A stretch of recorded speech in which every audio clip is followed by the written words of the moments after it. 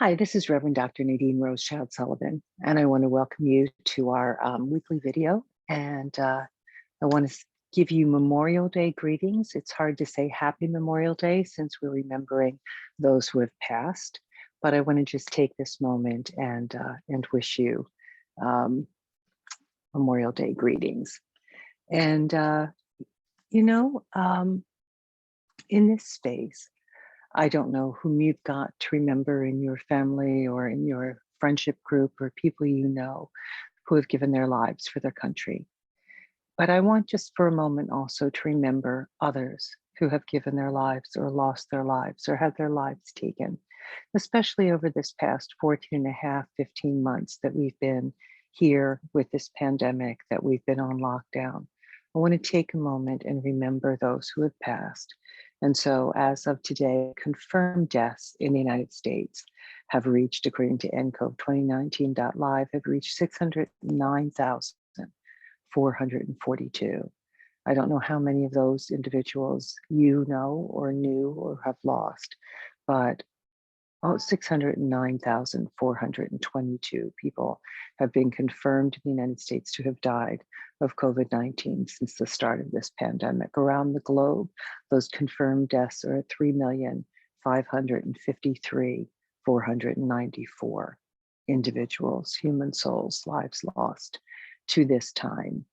That is a death rate in the United States. Well, if we're talking also about India, India is now at 328,871 dead. And they are presently in India, as of the 28th of May, the statistic was that 3,855 people were dying per day. And in the United States, as of the 28th of May, 2 days ago, 677 people were still passing away per day, confirmed to have died of COVID-19. So while we are down from our high of about 4,000 a day back in the middle of the winter, we are still, and so our statistics are better, and we are, generally doing better. Last I heard, about 50% of Americans have been fully vaccinated, and pretty soon the young people in my family will also get their second dose. And so we're moving into a better space. And they have, said that those of us who are fully vaccinated can be anywhere and with anyone and inside, even unmasked. Of course, they did not lift the mask mandate for those who are not vaccinated, just for those who are fully immune, which means 2 weeks or more after your second dose, right? If you've gotten one of the two dose varieties of vaccine. So just, but for this moment, it would just be wrong this Memorial Day not to remember, not to honor and memorialize those that we have lost and those who lost their lives in this time, both here in the United States and around the globe, and currently, in continuing cases, continuing confirmed deaths and confirmed cases. I also want to take a moment and I want to talk about violence against women around the globe. The UN statistic is that 1 in 3 women will experience violence against her for being a woman within her lifespan, either being raped or beaten or incested in her lifespan. It's also really important to recognize that women are killed daily for being female. So we generally don't get counted in the hate crime statistics. Those that get counted, hate crimes get counted on the grounds of race and grounds of ethnicity, grounds of native born or foreign born status, grounds of religion and, perception, like perceived to be different religiously. And so there are a lot of grounds for hate crimes, and generally being killed or murdered for being female has not been counted in the hate crimes. I believe that is wrong. I believe that that's an erroneous definition of what's going on. But it's important to recognize. So we hear a lot, and I affirm the right of all transgender people to their lives as well. We hear often that there's a great amount of violence against transgender people, especially trans women of color, and this thing is true. In 2020, 44 people were killed for being transgender in the United States. I didn't look up the global statistic, but in the United States. And in 2021 so far, and we're not halfway through the year, 23 people have been killed for being transgender, have been murdered for being trans. And so it's difficult to know the number of trans people in the population. As these are things that, as with gay people, there's a certain amount of being out of the closet involved in that may or may not, that complicates statistics and counting of those who are transgender and the murder rate for those who are transgender. But I want to take a moment also to recognize that cisgender women are killed for being women, for being for being recognized to be of this gender. And so in the United States, the statistic is that 3 to 5 cisgender women are killed per day for being female, generally by partners, by husbands, ex-husbands, boyfriends, ex-boyfriends, stalkers, wannabe boyfriends, people they met online and dated or didn't date. And so that in that space, and that comes out when you look at that times 365 days of the year, it comes out to 14 to 1600 deaths per year of cisgender women and girls. In places like India, 18 to 22 women are killed per day for being women, oftentimes wives being killed in dowry deaths or kitchen fires, but set on fire. And that comes out to, did I do that math right? I'm going to let that go because I'm not sure I did that math right. But, so 3 to 5 in the United States, 18 to 22 in India, but still really significant rates of murder of women and girls for being women and girls. So it's also important. There's a very, very valid, very real conversation about missing and murdered Indigenous women and girls. And there are high rates of disappearance and high rates of murder of Indigenous women, often by those who are in the region, and a lot of it around gas camps for hydrofracking, but not all, certainly. But in that space, also, it's also true for women of other groups as well. It's true for Indigenous women and girls, in particularly, in particular ways. It's also really true for women who are African American, true for women who are Latinx, true for women who are Asian, and true for women who are white. And these are US statistics, the 3 to 5 per day. And so just want to take a moment and remember our missing and our fallen women and girls, because this should not be happening to any of us on any grounds. Also, I want to talk not just about I also want to talk about fallen journalists. So over the past few years and within the last year, but over these past few years, there's been a real war on journalists. There's been a real war on journalists within the United States, a lot of slamming of news media as, of all kinds, print and video, but a lot of slamming of news media as not being legitimate in some way. A discussion about fake news, right?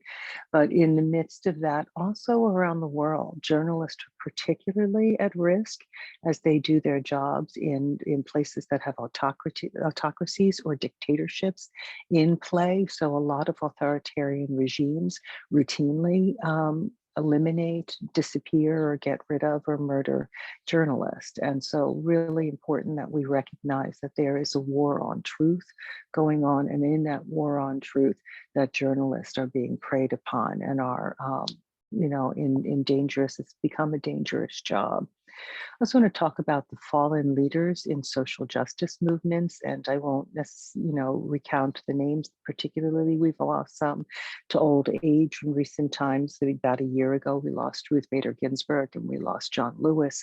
We lost Elijah Cummings. We lost other people whose names are very important, who are not springing to mind at this moment, but we lost a number of civil rights leaders of long standing, and we lost them to the ravages of time, right? And it is what it is. But the move, they are missed. and will be missed. And in that space also, I want to bring up on this Memorial Day all of the fallen in of all the victims who have been victimized by either vigilante or by state violence when they were for being Black or brown or perceived otherwise perceived or Asian, for being African American or African or Latinx or Asian, but for being of color and unarmed. Just the number and the name list goes on and on and on. And this is not the video in which to enumerate their names. Of course, George Floyd about a year ago, but actually a year ago, a few days back, a year ago, but coming up on Memorial Day 2020. But also many since, people during his trial, just really perpetual, just new names, her female names as well, say her name, Black Lives Matter, but also going back through time, going back, into the 90s that we begin to have video footage of the murders and of people who are not armed, people who are commanded to get their wallet out of the car to show their driver's license and are shot for reaching for their wallet, or who have a cell phone in hand and the cell phone is erroneously perceived as a gun, or who have nothing in hand and are simply preyed upon. And so this is a form of lynching. Lynching is extrajudicial violence where somebody has not been convicted and tried and found guilty of a capital murder offense, and therefore there's no death penalty sentence issued, and therefore, and even then, one is not to be killed by the state, by an officer of the law whose job it is to arrest and to book and to charge, and then to allow the court system to take its course, but instead who are, killed on the spot without a trial. So extrajudicial, without a trial, without a conviction, and often of petty offenses or maybe no offense at all. So, certainly having a broken taillight is not something that requires the death penalty or allows or calls for the death penalty in any way. I also want to bring up in our memorializing the fallen Capitol police officers, both Officer Sticknick, who was killed almost directly, while his death was ruled not to be directly from the bear spray or the chemical spray used on him.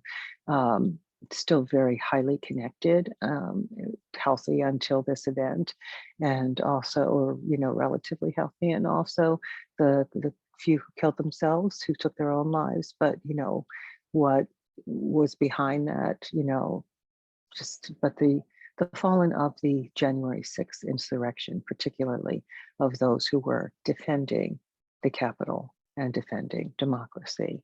I want to memorialize them tonight as well.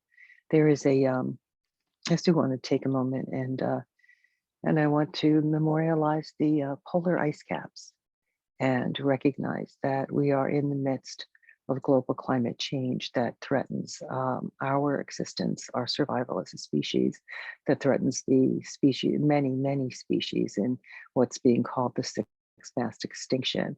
And the polar ice caps are going away, and it's really difficult to imagine the world without them.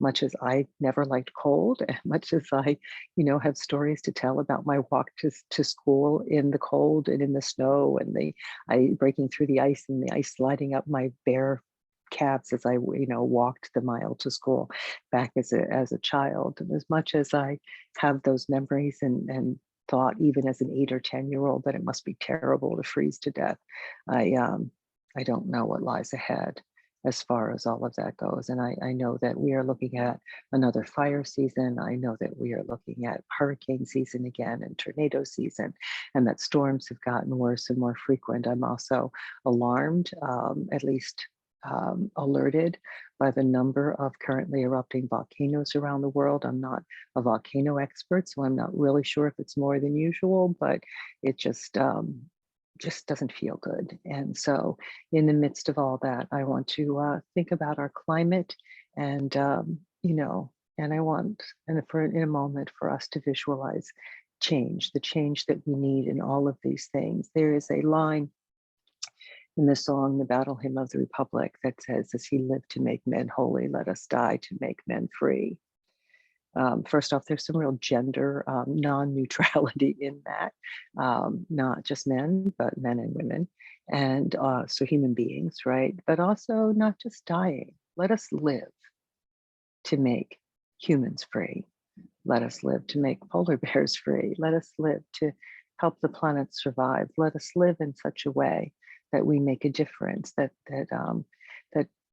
journalists are not at risk of their lives, that people who are Black or brown or Asian are not at risk of their lives. We passed, I think it was on the 20th, this is the 30th or 31st, 30th of May. The US government, this Senate, the House and the Senate passed, and the president signed into law a COVID-19 Hate Crimes Act in response to the murder of people who are Asian American for being Asian American, many of them old people just walking down the street or waiting for a bus, the elders of the Asian community having been particularly under attack, and the percentage of hate crimes against Asian Americans, and it has risen dramatically in this year and in this past year and a half, since the start of the pandemic, and since the shaming and the naming of that virus in various ways that are racist. And so that has given permission, and it has roused those who commit acts of violence. And actually no person, there's discussion about lab creation or zoonotic transmission. So there's discussion about, did this transfer from a bat to a different animal to humans? Or, was this about the wet market? Or was this about some sort of a lab leak, unintentional though it may have been? All of that is still under investigation and remains to be seen. There was a pretty general consensus that it was zoonotic at first, and now there's, talk about, getting to the bottom and not really sure. But even if it were found that there was some intentional leak from a lab somewhere, it would have zero to do with fellow citizens and Asians in America or Asian Americans, right? It would have zero to do with human beings just simply living their lives. And, the flu pandemic of 1918 got labeled the Spanish flu. It didn't start in Spain. In all likelihood, it started in Kansas, and it got labeled the Spanish flu because the Spanish were the only ones willing to do honest journalism about the rates of infection they were experiencing at that time. The other governments of the world were busy engaging in World War I in such a way that they were fudging the numbers and they were hiding sicknesses and deaths. And, there's been a lot of that going on. So we talk about confirmed cases. We're not talking about the real death toll. We're not talking about the real death toll in the United States. There was a lot of not being able to get tested for the longest while, and then a lot of, there's still access to testing can cost you. The vaccine is free for all everywhere, and you don't even need to have health insurance. And many places around the country, you can now simply walk in and stick your arm out, and they'll give you the vaccine, but and free, right? So if you don't have health insurance, you can still have the vaccine. If you don't know where to go, you type vaccine.gov into any search engine, and and put in your zip code, and it will tell you places all around you where you can go and get vaccinated, and go back and get your second dose. So so there are case reporting, and our death reporting is erroneous. There are many scholars who believe that the death toll and the case toll is many times higher, 4, 5, 6 times, 10 times higher, whatever, than has been reported, simply in part because, some people may have hidden some stats. There was some accusation of that in regard to Florida and Georgia early on, but also there just simply was an inability to get tested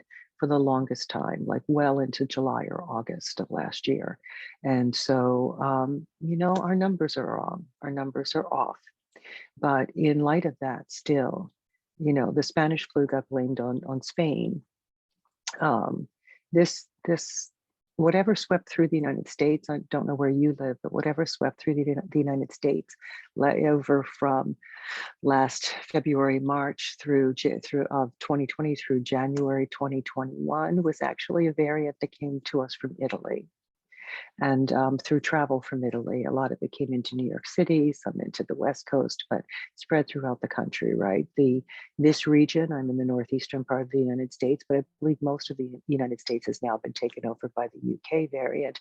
And that variant, took over within about 2 months' time. So from mid to late January until mid-March, the variant changed entirely there, and it was more contagious, and it was more deadly than the original variant, but many of the older people were getting vaccinated, so our death rates are down. As I said earlier, they're down from the 4,000 down to over 600 a day, but down. And that matters. It's not over. And then the people who are still getting sick and still dying and still hospitalized, they matter as well. But many of the people who've been getting sick and who have been hospitalized in the time since March now till the end of May, have been younger and therefore have died at lower rates. There's not been lower infections, but there's been lower death rates, right? And but if that India variant, which is in the United States, or the variant from South Africa, or the variant from Brazil sweep through, then it remains to be seen what happens to those who are not vaccinated. So let me encourage you again, if you are not vaccinated and you're thinking you're good because you've made it this far and it didn't get you, your mask worked or whatever you were doing, or you've got, you figure you've got a good immune system, or you figure you went through it maybe and that you're good and you have a natural immunity.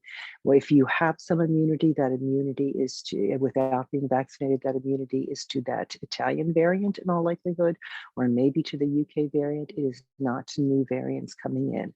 I do know people who definitively got COVID early from every symptom, even though they couldn't get tested. It was really, really clear that they had COVID and that they had that first variant. They recovered from it, and then they got the UK variant and went through more weeks of hell.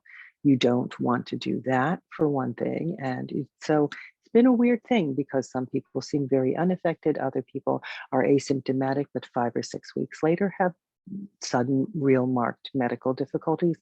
Other people have a mild case. Other people have a severe case. Other people got so severe they were hospitalized. Others are dead, right? So 609,442 dead in the United States of those confirmed to have died of COVID-19.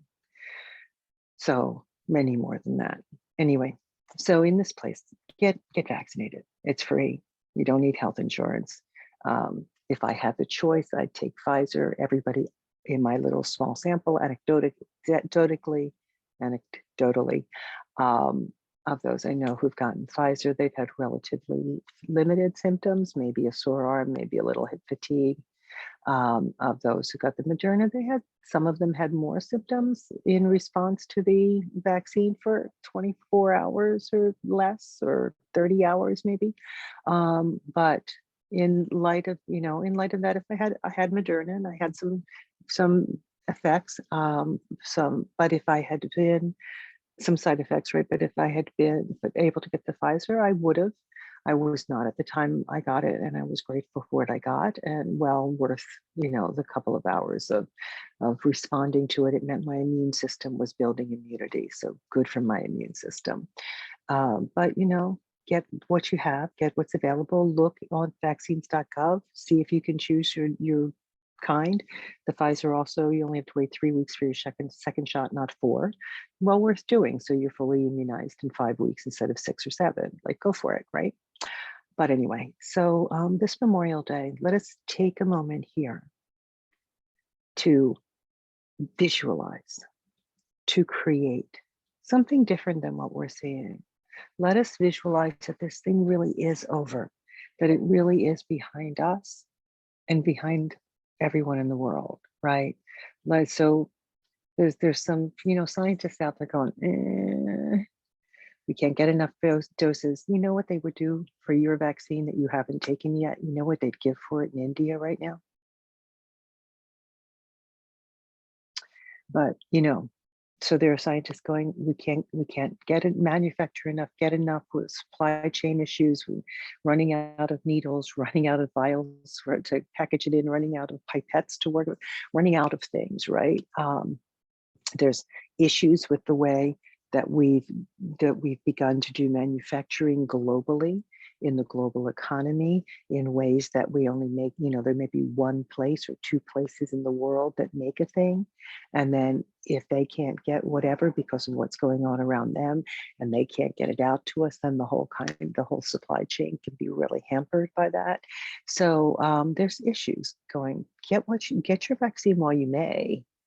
Because there's supply chain issues that are, real. And so some people are saying it might be 2024 before some scientists are saying, actually, Lori Garrett is saying, she's a medical journalist as well, but saying that it might be 2024 before India can be fully vaccinated. And that's, they've got what, 1 billion people? It's overwhelming. And so we need to really start to see change. And we need to see change in governments of the world. Part of what's going on in India, they were doing pretty well. All of this is relative at some level, but they were doing relatively well. And their leader encouraged them to go out en masse together and to, essentially throw caution to the wind and celebrate a religious holiday. And so there's been a number of places in the world where these super spreader events have been part of causing hundreds of thousands and more deaths. We had some motorcycle rally last year. We had, that just set the Dakotas on fire. And then people from there went all over the country carrying it with them and getting friends and relatives in, all states. Like there are people there from all 50 states and probably from other places, but carrying it back and infecting others. And now those of you who are not vaccinated and didn't like wearing a mask in the first place, you're supposed to still be wearing a mask. And, people now, I can't tell if you're vaccinated or not. So you might just walk in the grocery store or wherever unmasked. And I'm supposed to be safe from you according to the science and, thankful for it. But you're not safe. If you're unvaccinated and unmasked, you're not safe. And so people are going to be spreading still, whichever variant is in the land, because there are those who are opposed. There are those who are more afraid of the vaccine than they are of COVID, which, the vaccine has, there were a couple of blood clot issues with the Johnson & Johnson, but the rate of death for the vaccine is like 2 people. And the rate of death for COVID right now is 442 in the US and 3,553,494 known confirmed cases in the globe. Why would you trust COVID? Why would you trust the virus instead of the vaccine? You really need to think about how you're thinking.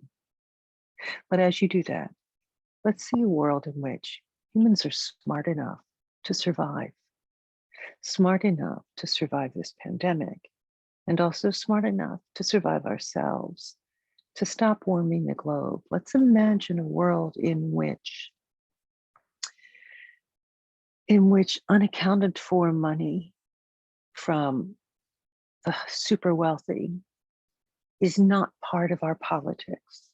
Let's imagine a world in which all of our politicians, all of our elected officials truly have their constituents at the top of their priority list, not their rich donors, not corporations or billionaires who have purchased their vote, or politicians who cannot be either blackmailed or pressured because of things they've done and things they've taken.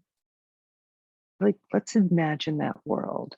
And let's imagine a world in which democracy is undergirded and shorn up, and in which autocrats are removed. And I mean let's imagine a world in which the leaders of each country have their people in mind and in heart.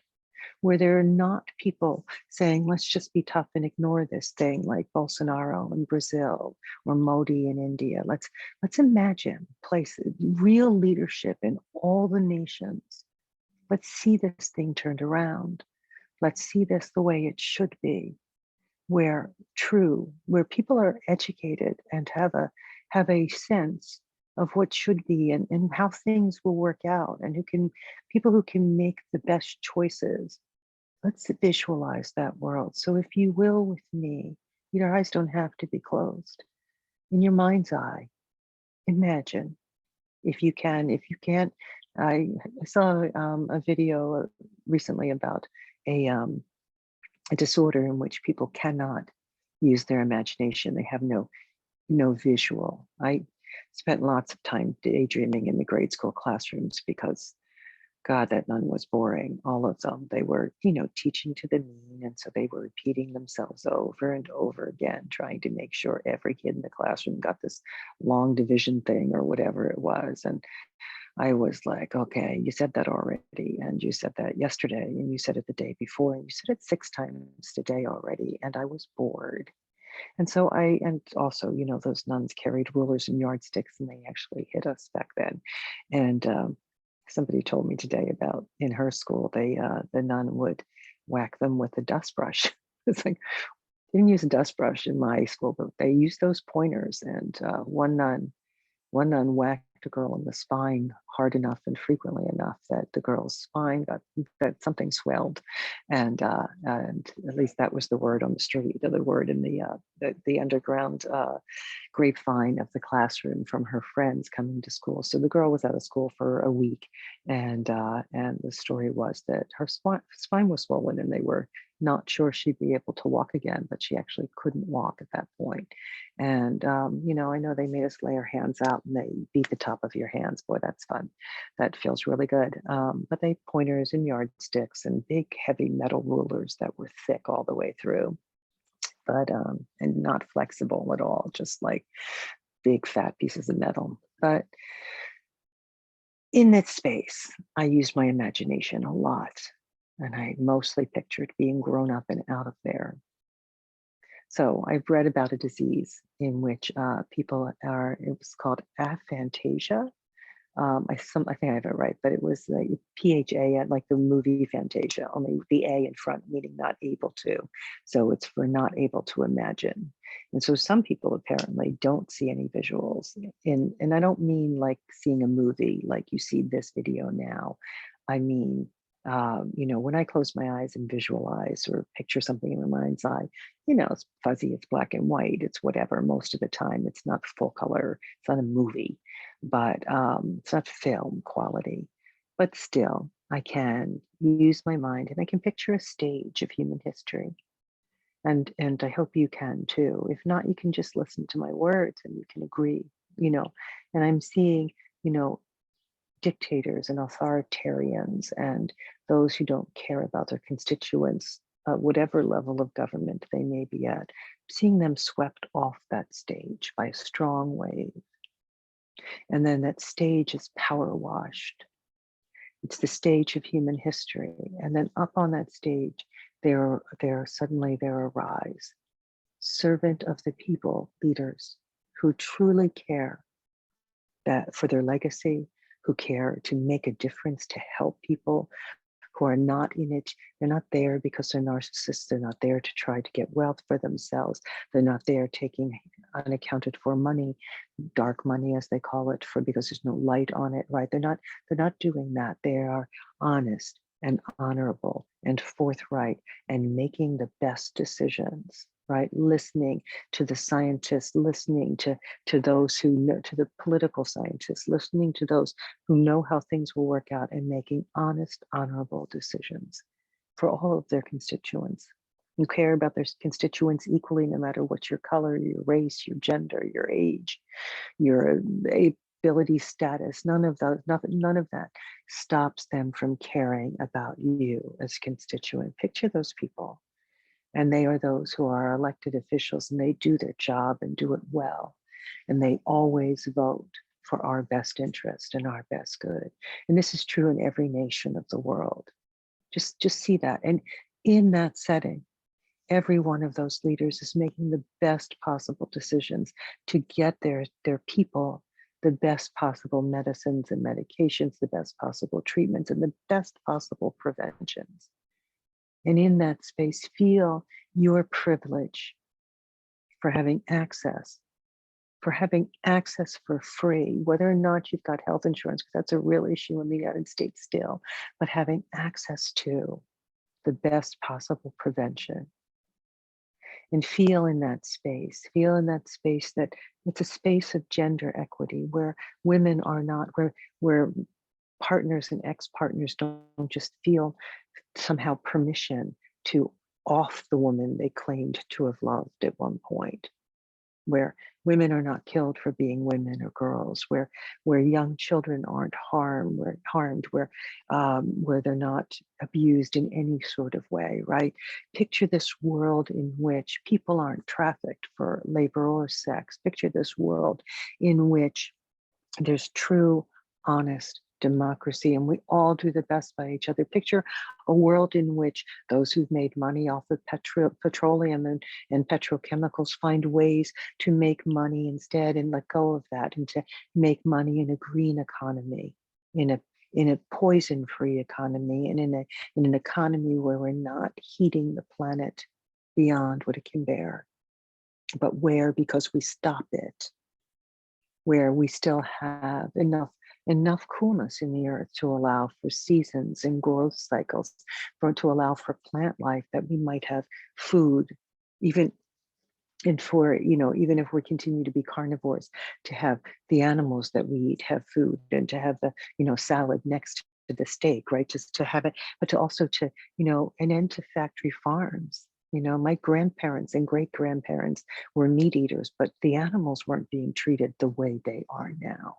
And I'm not saying there weren't issues in slaughterhouses back in their day, but there are times in human history and places in which people had access to food without big corporations running factory farms in ways that are inhumane to the animals and unsanitary and dangerous to them and to animals and us, right? And consumers. Just picture a world in which we're all citizens of real democracies, and in which picture a world without war. If we're going to go for it, let's go for it. Let's picture a world in which conflicts are settled through diplomacy, not violence. Just with me, picture safety and peace. And in that space, visualize you and yours and me and mine brought safely through this. My tally has now reached about 200 people I personally know of who have caught the virus, and 18 who passed away from it. I was telling my physician I know my number, and she's like, oh no, oh no. She's like, I'm well over 300 positives that I know. Now, she did have some working care homes, but in that space, picture a world in which this is behind us, and our freedom to go maskless indoors and in public spaces again, and to return to the theater and the movie theaters and the restaurants and all of the things we've so missed, in which we're really safe as we do it, all of us, in which the unvaccinated have the sense to get vaccinated before the India variant sweeps through, because that virus will find whomever it can, and it will move down the age brackets. The 1918 through 1920 pandemic did that. It changed age groups. As it killed off one group of people, it then went for the people who were the young, healthy people, right? That one killed off the very old and the very young. This one's killed off the very old at first, right? Didn't touch many of the very young. But that one, it got the old and the young, and then the second wave swept through, and it got those in the middle who had been fine or pretty fine the first time. This one started and it's moved down so that those in the hospital now, and our hospitalization rates are still high, less than they were, but high. Those in the hospital now, those in ICU and on ventilators now are far younger than they were a year ago. Don't feel like your age. Don't rely on your age. And some of the people who suffered most early on were those with strong immune systems, because their immune systems mounted a response that got carried away, right? I forget what they called that now, but that hyper response of their immune system. The doctors were actually trying to tamp down their immune systems some because their immune systems were what was, like just going. They attacking the virus enough, it was attacking them, and many of them died in that way. So there was also that. So just picture that world in which we've all got sense, and we do what's right for ourselves, and also what's right for those around us. So this Memorial Day, if you have those who have died, who have lost their life in war, who gave their lives valiantly for their country, let us also visualize a world in which their sacrifice is no longer necessary, because we don't want it to pass down generation after generation. It's time to stop it. It's time to recognize we don't want our sons and our grandsons or granddaughters dying in war. We don't want others dying in war. We want to change. So let's visualize that change. And with me, see a world in which you and yours and me and mine are safe and whole and well.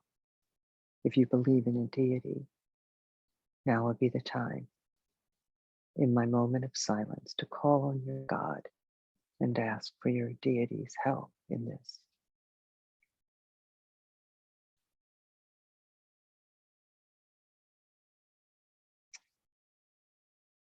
So until next week, here we are at the end of May. It's about to be June 2021, and miracle of miracles. They'd been working on a vaccine for decades. I hope you saw the Dr. Kizzy Corbett interview, the woman who led the team at the NIH that created the Moderna vaccine. But they had that mRNA technology ready to go, had worked on it for SARS, had worked on it for other things, were there and ready to just plug this protein into it and have this vaccine ready for us. And I'm so happy and so grateful and so thankful, even though I had a few side effects. I'm so thankful and grateful to know that the science says I'm 95% immune, 94, 95% immune from any kind of serious disease, any kind of being affected by this. And they believe that the vaccine we've already received, Pfizer, Moderna, and Johnson & Johnson, that these vaccines we've received here in the United States are good against both the first variant we had and the UK variant. They believe the efficacy goes down some in regard to the India variant, but still overwhelmingly effective. I'm grateful for that. I'm grateful to have that. Make sure you've got it too. And I'm really grateful because the 12 to 16-year-olds, where my grandsons fall, and got the Pfizer, it's 100% effective. No vaccinated child in the test group got COVID. 100% effective. So, and they get their second dose this week. So by the 17th of June, they will be fully immune. And it is a time of rejoicing. So I rejoice with you in that. And I will see you next week. Hold this nation in prayer. Hold all the nations of the world in prayer. This is truly a global world now. And we are all in this together. And what affects me affects you. What affects anyone else affects each of us, no matter our race, our color, our gender, our age, our ability, or any other, our national origin, our religion, no matter any variable by which our variety is shown. We are all affecting each other and affected by each other. So hold every human life valuable. Count every one of us as important. And with me, continue to visualize the world in which we are all safe and free. Till next week.